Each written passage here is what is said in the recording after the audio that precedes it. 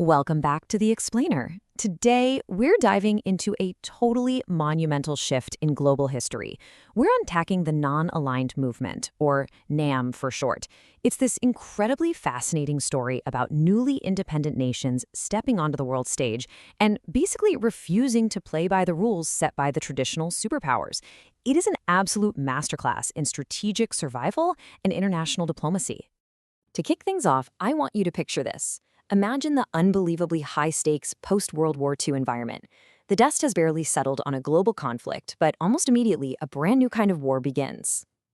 A cold one. Now, imagine you're a brand new country, finally free from colonial rule.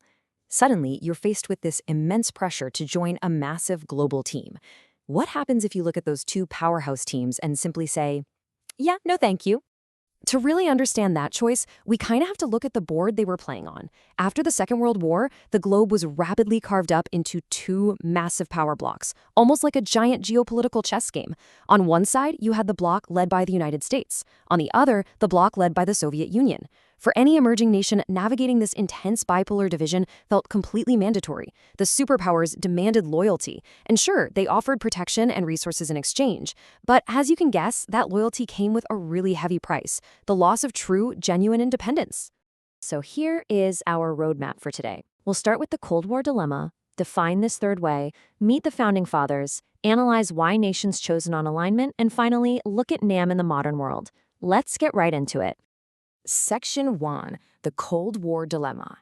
The post-WWI era wasn't just about the Cold War. It was also this massive era of decolonization. We saw an incredible awakening across Asia and Africa. Dozens of newly independent countries were emerging.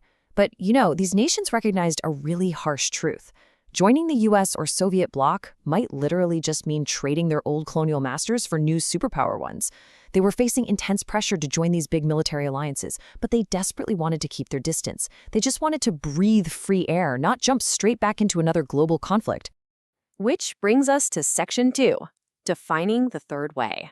So the non-aligned movement, or NAM, is the policy of a sovereign state to basically not align with those major power blocks.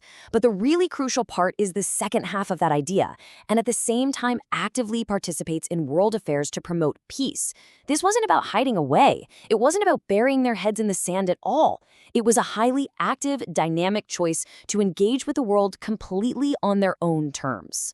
In fact, to really wrap our heads around NAM, we kind of need to look at what it is not. It is absolutely not pacifism. Our source material points out that it literally stands for action.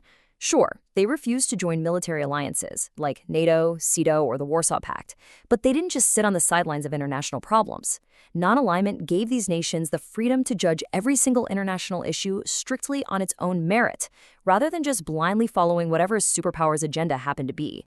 So, who actually had the audacity to push back against the US and the USSR? Let's hit Section 3, the Founding Fathers. These were leaders with some serious, bold vision. You've got Prime Minister Jawaharlal Nehru of India, Kwame Nkrumah of Ghana, President Gamal Abdel Nasser of Egypt, President Sukarno of Indonesia, and President Josip Broz Tito of Yugoslavia. We are talking about leaders from completely different continents, Asia, Africa, and Europe, all looking at the Cold War and collectively saying, there has to be a better way to do this. And this idea caught on fast. The concept started taking practical shape in April 1955 at the Bandung Conference in Indonesia. But the real, true birth of the movement, its first official summit meeting, happened just a few years later, in September 1961, in Belgrade, Yugoslavia. In literally just 6 years, they went from a shared sense of frustration to a fully formalized international coalition. Moving right along to Section 4, why choose non-alignment? Honestly, refusing the superpowers was a huge risk, but they had some incredibly smart strategic calculations for going down this difficult path. First, they desperately wanted to avoid global tension and the very real danger of a nuclear holocaust. Totally understandable, right? Second, they actually wanted to enjoy their newly acquired freedom without outside interference. But the third point, this is pure pragmatic genius. By not aligning with one bloc, they made it worthwhile for both blocs to court them. They could actually get economic assistance from both the US and the Soviet Union. And finally, it allowed them to stand united in opposing imperialism, colonialism, and racial discrimination. For many of these nations, this concept became the absolute bedrock of their identity. Take India, for example. Non-alignment formed the core framework of their foreign policy under Prime Minister Nehru. This was heavily guided by what's known as Panchsheel, which are essentially principles for peaceful coexistence, mutual non-interference, and equality. It was a massive commitment to solving disputes through diplomacy rather than just building up arms. But here is the multi-million-dollar question. The Cold War ended. The Soviet Union collapsed. So what happened to the movement? Section 5.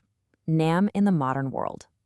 You might think they'd just pack up and go home, but actually, scratch that. NAM simply evolved.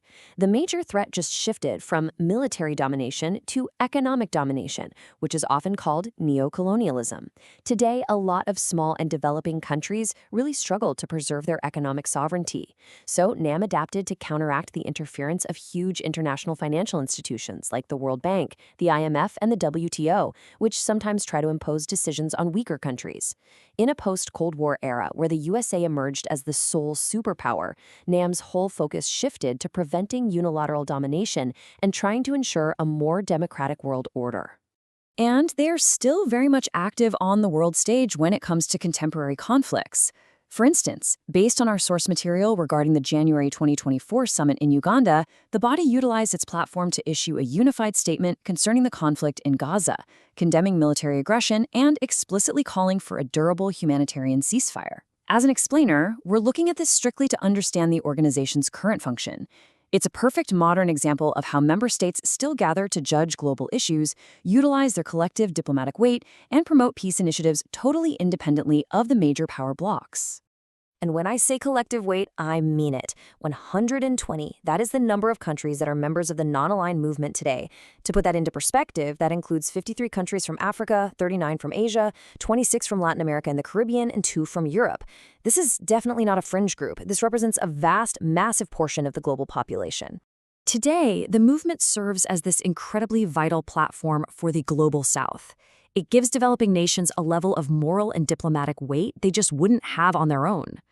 And their contemporary goals are super relevant to the news you read today. They push for universal peace and disarmament, they advocate heavily for climate justice, and they tackle huge equity issues like global vaccine access and international debt relief.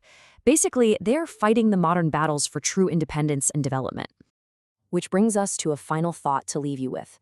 The world isn't just bipolar anymore, right? It's increasingly multipolar, filled with various emerging powers and really complex global challenges.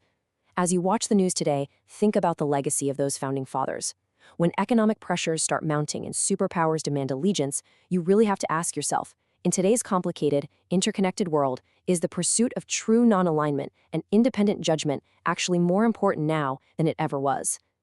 Thank you so much for exploring the third way with me in this explainer today. Stay curious and keep learning.